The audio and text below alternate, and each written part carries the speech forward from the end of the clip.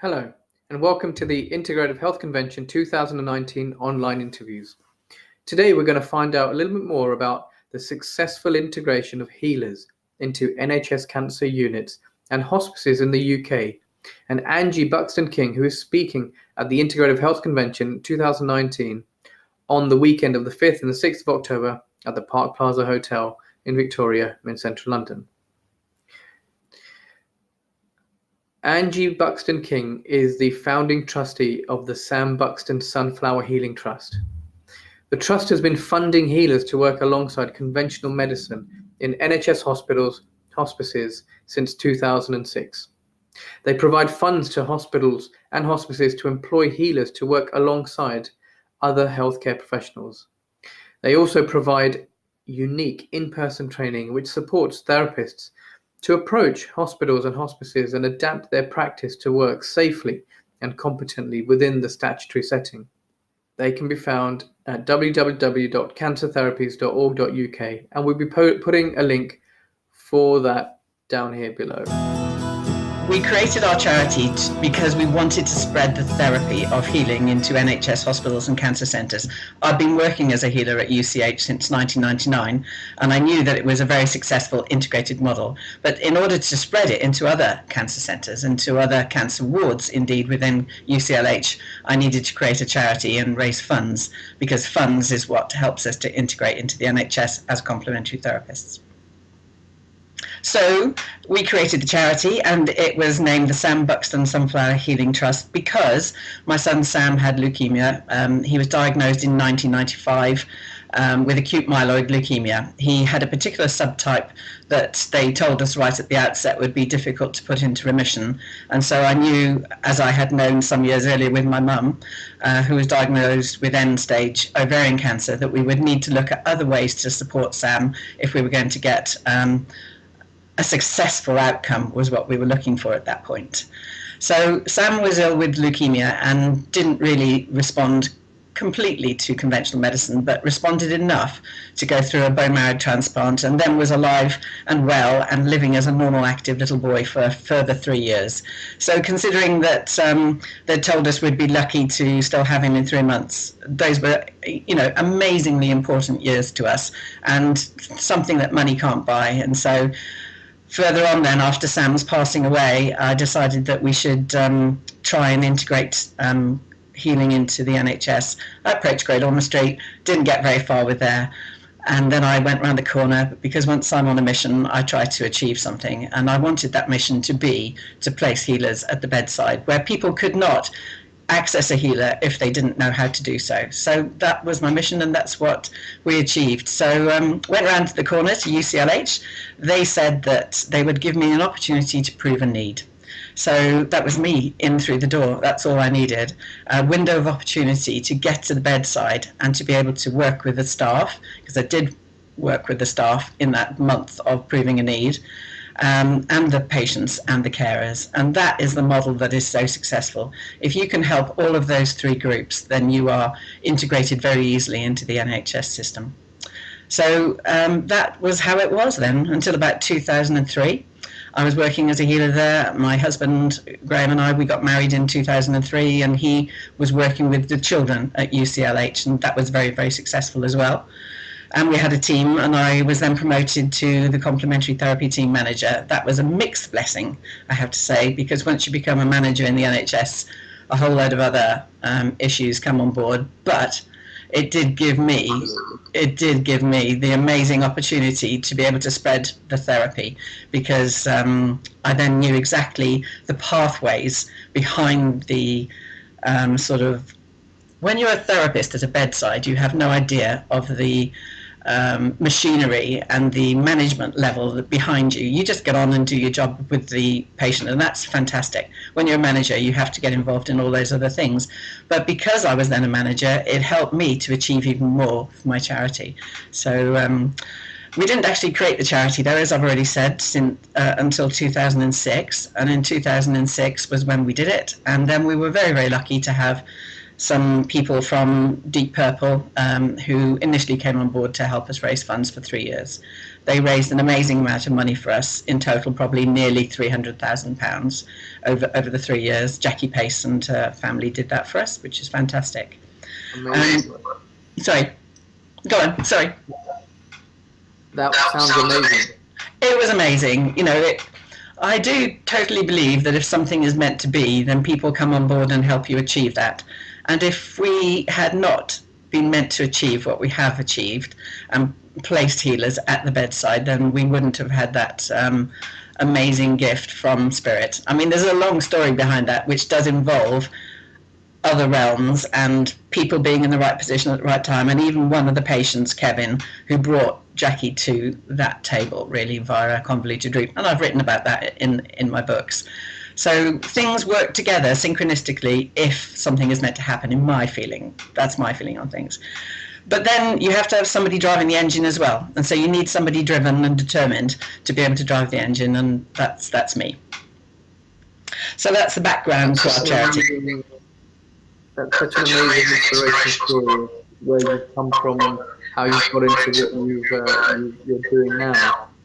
Thank you. Yes, I mean, I don't think there are many people who don't have some relative or experience with cancer.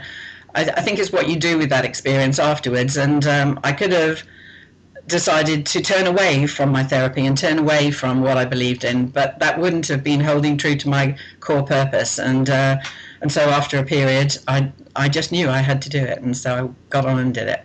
And actually, somebody famous once said, I think it was Barbara Bush, said, the greatest way to help yourself over grief is to help somebody else, and that's definitely been my route through.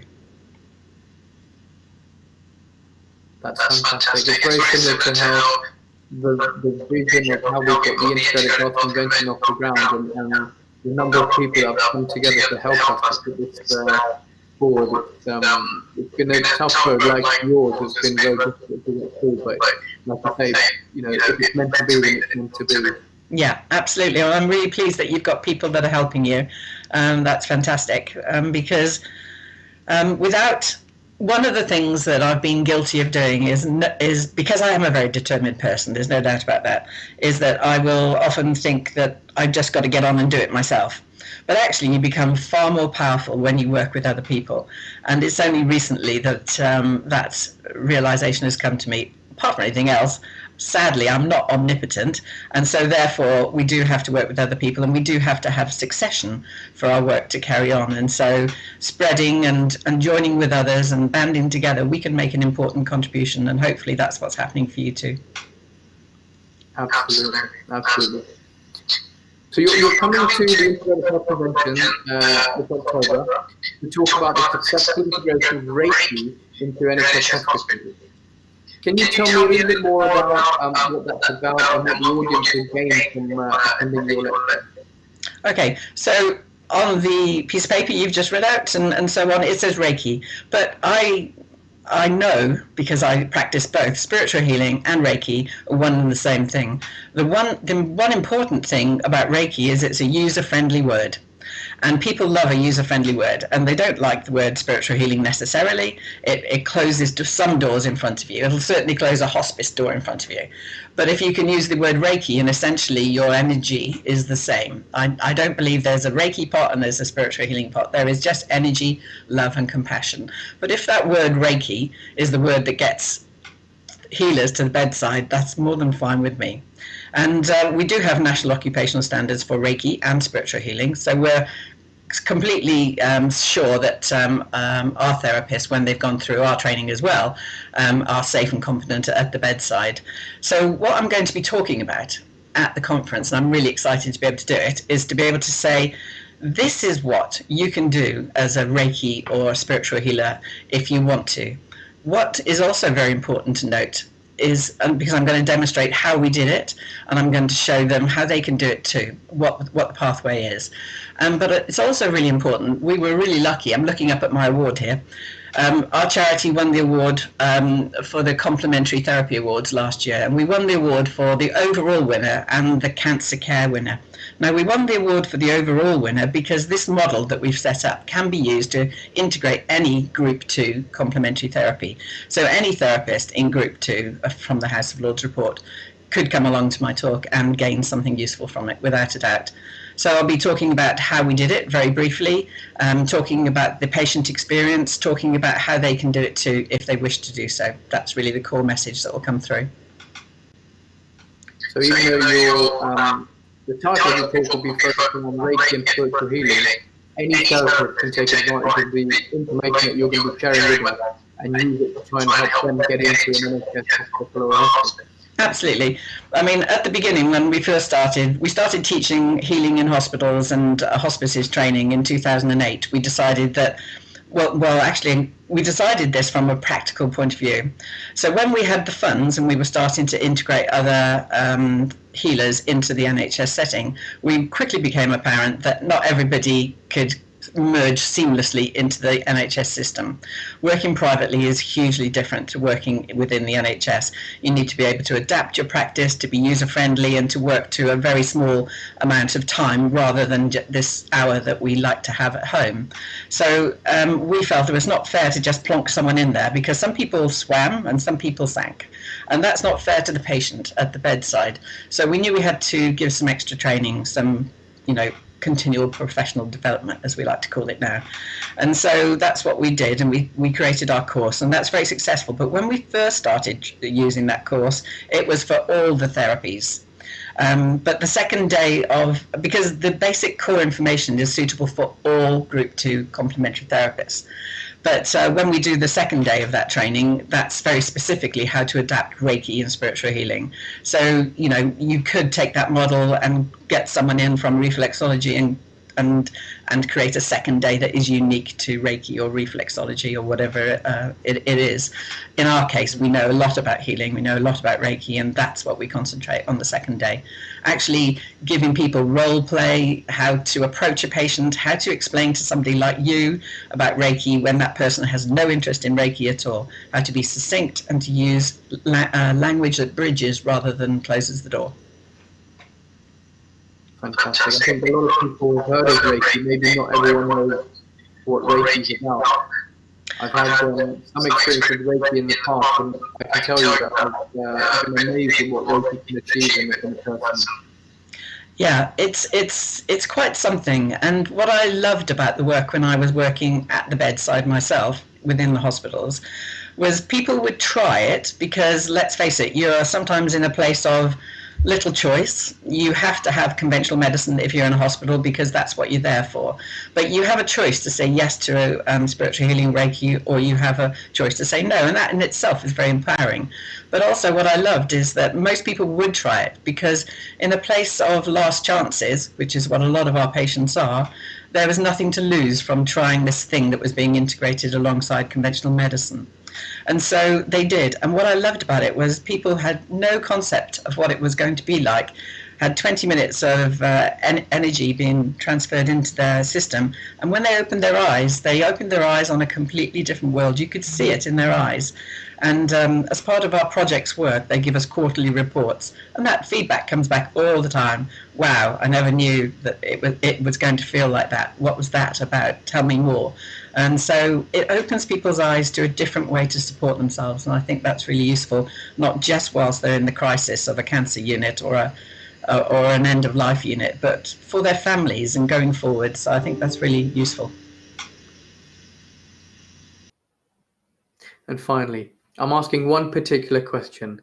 As a therapist, a teacher with many years of experience under your belt, what do you think is the one thing, the one key to healing in what you do?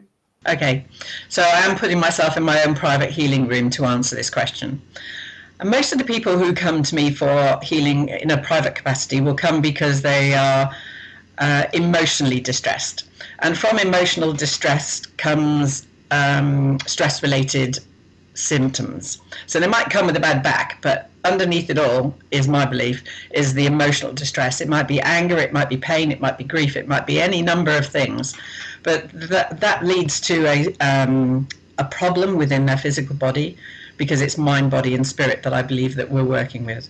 And so if someone's emotions are messed up or there's some psychological hurt, that will manifest itself in a not always, but it will sometimes manifest in a physical problem. So people arrive in the healing room for a physical problem. What helps that physical problem, 9 times out of 10 in private practice, is helping them look at their emotional distress and their psychological distress, and giving them tools, which I do privately, to be able to help release that physical and emotional distress. However, there is something that we don't understand about the energy that is quite phenomenal, that is as yet unmeasured. And that is that you can do all that. You can talk to someone, you can counsel someone, you can psychotherapy somebody, but if you don't add the tool of energy, that emotion still remains stuck in the energy field. So it's this extra therapy of energy that releases it out of the energy field, and then they do go on to do very well and have very successful lives without carrying the pain. Sometimes it's a quick fix, 4 sessions. Sometimes it's a long fix. That was one of my lessons that I learned about being a therapist. There's, I suppose because we all have self-esteem problems deep within us, that I felt that if I couldn't help someone within 4 sessions, then they should go and find somebody else to help them, because I wasn't able to help them. Then I realized, I was told off by a patient very firmly, that actually I'll tell you when I'm fixed, and I'll come for as long as I want to. And that was really important for me, because it is, yes, you should be able to see a result within 4 sessions, an improvement, but you shouldn't dictate the journey, because it's their journey. So in my private practice, I'm giving people compassion, love, energy, but I'm also giving them tools to be able to help themselves, to empower themselves. So that's what I think helps, really. I don't think you can do that without a tool of energy. That's my opinion. But you can certainly help somebody to feel better in the short term with that energy. But in the long term, you need to take it out of that energy field. And that's where Reiki and spiritual healing come in. Thank you for that. Well, thank you all for taking the time to watch and listen to this interview. Remember to get your tickets early from our website by following the links below. We're at the Integrative Health Convention 2019 at the Park Plaza Victoria in London on the 5th and the 6th of October. You can use this discount code below to get a 5% discount as a gift from us to you for sharing your time with us. When we see you in October in London, you'll get to meet Angie, myself, and all the other speakers that will be sharing so much more with you. See you then. Thank you for joining us.